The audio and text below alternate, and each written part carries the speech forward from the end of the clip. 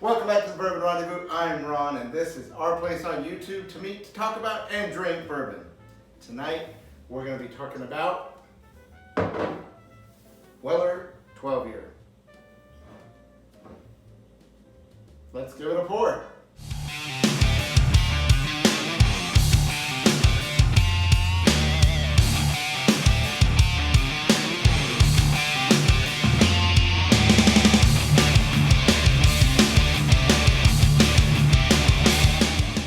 Bourbon Rendezvous, we're having Weller 12.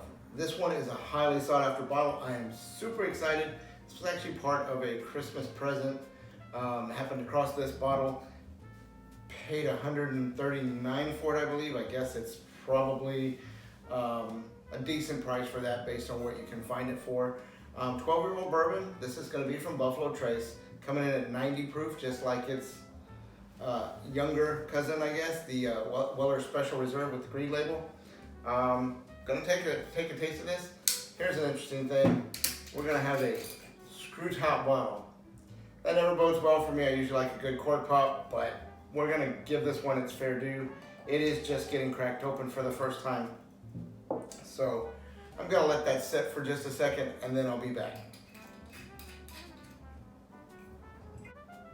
So we've got that poured up. I've let it set for a few minutes. Just wanted to kind of give it a little chance to get some air to it. You know, I am smelling Weller Special Reserve. I know that it's going to be a 12-year versus the Weller Special Reserve, but it's oily. It looks like it's going to have a nice finish as far as that goes. Good color. I love the color on this particular bourbon.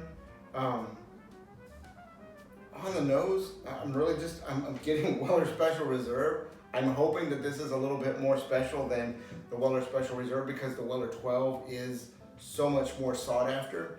But really, you're getting a little bit of oakiness in that smell, and you're getting vanilla, caramel. Really, that's it. It doesn't smell overly complex to me. I'm not getting a tremendous amount of, I don't get that out of the Special Reserve either. And a lot of people don't like Special Reserve. Weller claims to be the original wheated bourbon. I don't know if that's true, but these are wheated bourbons. And so the flavors are fairly similar and fairly basic, I'm gonna guess. Let's go in and give it a taste.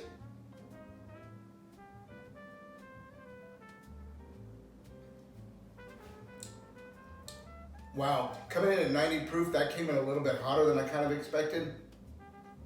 It does have a little bit of a lingering heat to it. It's not overly oppressive or anything, and it's not unlikable.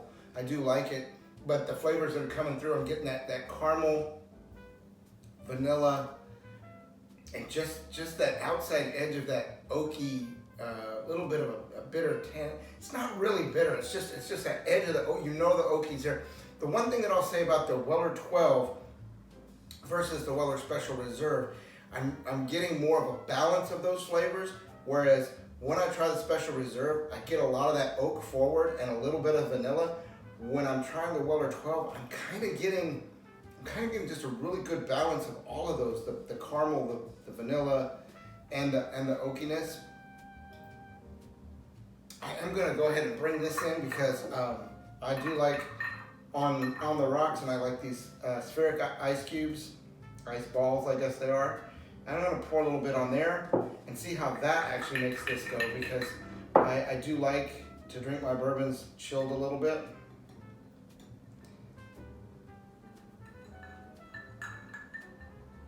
So let's give that a try.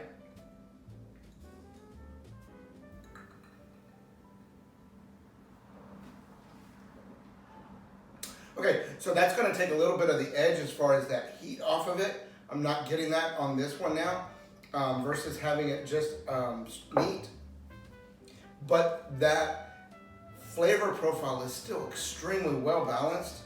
I'm going to say I like it.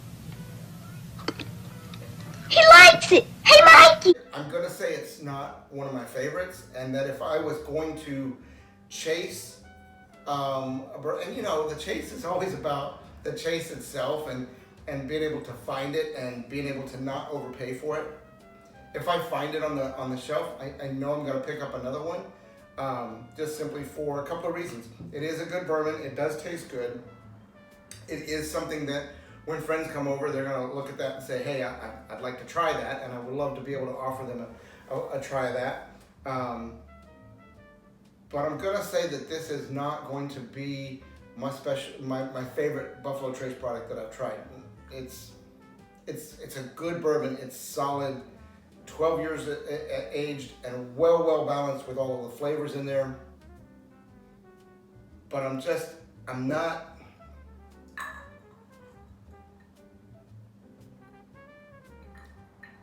not thinking that there's anything overly special about this.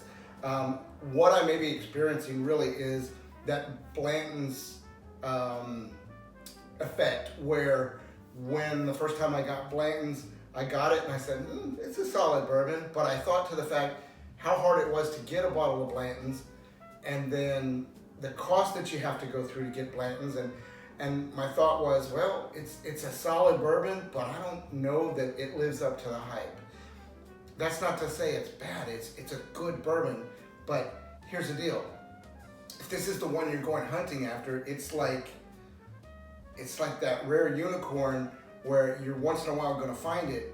You're gonna be disappointed probably if you're just like, oh my God, that's the end all be all of bourbon, because it's solid, it's well balanced, it's got great flavor, it's got a great nose, but in the end, it took almost a year to get this bottle, and it sat on my shelf for the last, since Christmas, so that's 3 months ago, with me thinking, okay, I'm gonna open that on a special occasion.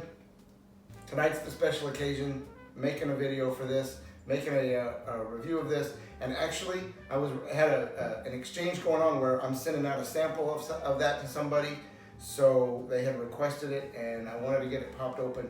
Anyway, solid bourbon, but not necessarily living up to the hype.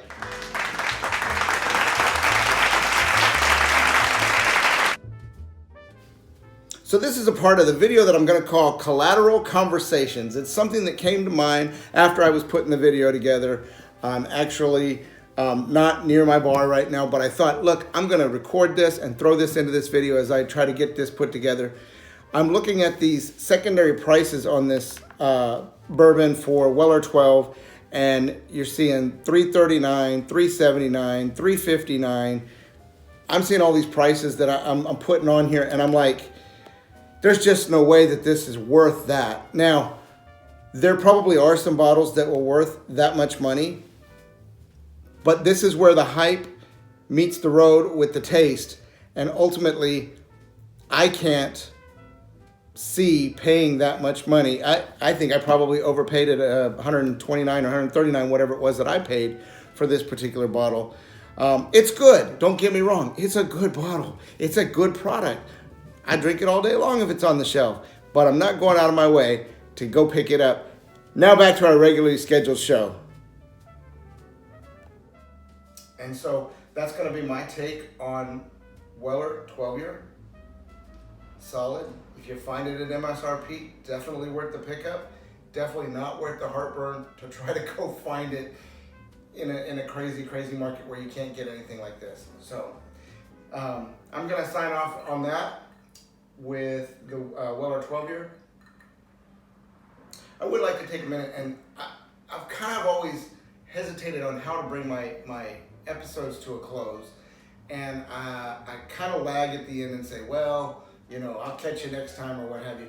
Really, I got to thinking about it, and what I'd really like to say is the thing that will make this bourbon more special was if somebody were here sharing it with me. Then we could discuss it. We could say, hey, this is coming out to me, this is coming out to me. I love making these videos, and I love interacting with the bourbon community. But I will say this, and this is how I'll close probably this in every episode from now on. It's not necessarily just about the bourbon in the glass. It's also about the people you're sharing it with. Till next time. My name's Mike the Cat, and I approve this message.